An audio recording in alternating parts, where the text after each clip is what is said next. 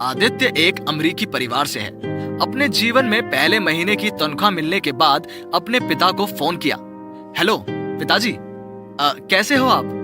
मैं ठीक हूँ, तुम कैसे हो? तुम ठीक हो ना? शरीर अच्छा है? मुझे तुम्हारी बहुत याद आती है। मैं भी ठीक हूँ। पापा एक नंबर लिखें? हाँ बताओ बेटा, क्या नंबर है? मुझे आज सैलरी मिल गई, कुल 1 लाख रुपए। ये तो बहुत अच्छा समाचार है, सुनकर मैं बहुत खुश हुआ। क्या मैं एक बात कह सकता हूँ?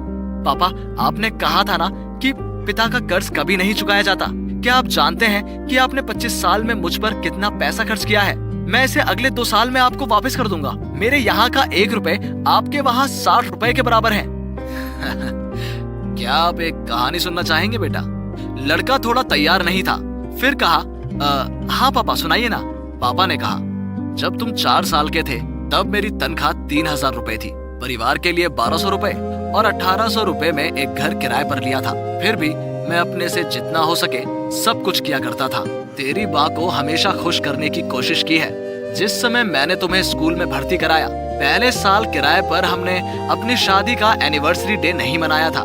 मैं उस साल शादी के दिन तुम्हारी माँ को कुछ नहीं दे सका। जब तुम कॉलेज में थे तब हमारे हालात थोड़े बहुत अच्छे थे, लेकिन मेरे लिए वो समय बहुत मुश्किल भरा था।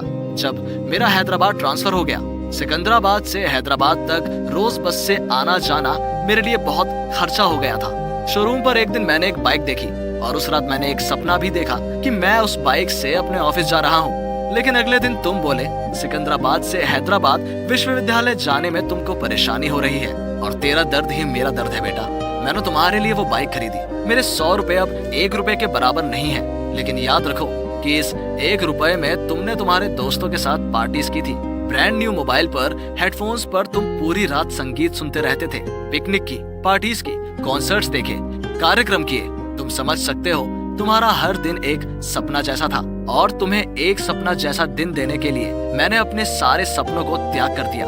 घूमते हुए अपने जूतों के तलवों को मिटाया है और अब तुम्हारे 100 रुपए से ही मैं डायबिटीज की जांच कर रहा हूँ। तुम्हें पता है, डॉक्टर्स मुझे मछली या मांस खाने से मना कर रहे हैं। मैं उस रुपए का कुछ भी उपयोग नहीं कर सकता, तो मैंने अगर तुम्हारे पैसे ले भी लिए तो उससे मैं कल्पना की टोपी लगा लेता हूँ। मुझे लगता है कि मैं एक बाइक पर बैठकर सारे शहर का चक्कर मार रहा हूँ। मैं दोस्तों के साथ फिल्में देखने जाता हूँ। तुम्हारी माँ का हाथ थामे विशाखापट्टनम बीच पर घूम आता हूँ। पिता कंजूस होता है। मैं भी अपने पिता के बारे में ऐसा ही सोचता था।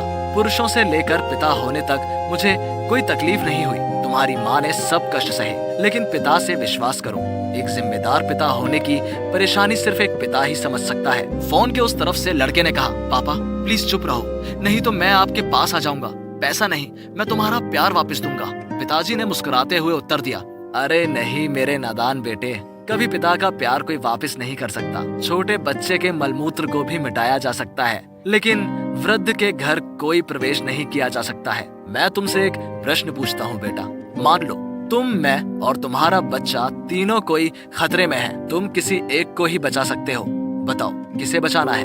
लड़का 1000 बार कोशिश करने के बाद भी एक लफ्ज नहीं बोल सका। पिताजी फिर थोड़ा हंसे और कहा, झूठे उत्तर का साथ मत रहो। मुझे मालूम है इसमें शर्मिंदा होने की कोई बात नहीं है बेटा। दुनिया के सभी पिता पहले अपने बेटे को ही बचाएंगे, क्योंकि लड़का भविष्य में पिता बनता है, लेकिन पिता कभी वापस बेटा नहीं हो सकता। क्या आप जानते हैं, दुनिया की सबसे बड़ी चीज, पिता के कंधे पर बेटे का शव। मुझे विधाता से बस एक चीज चाहिए, मेरी अंतिम यात्रा में मुझे अपने लड़के के कंधे पर शमशान जाना है। तब तुम मेरा एक कर्ज चुका पाओगे, तुम्हें बचपन से अपनी बाहों में ले जाने का कर्ज। पूरी दुनिया में सम्मान और प्यार हर उस पिता को जो अपने सपनों को छोड़ देते हैं हमारे सपनों के लिए।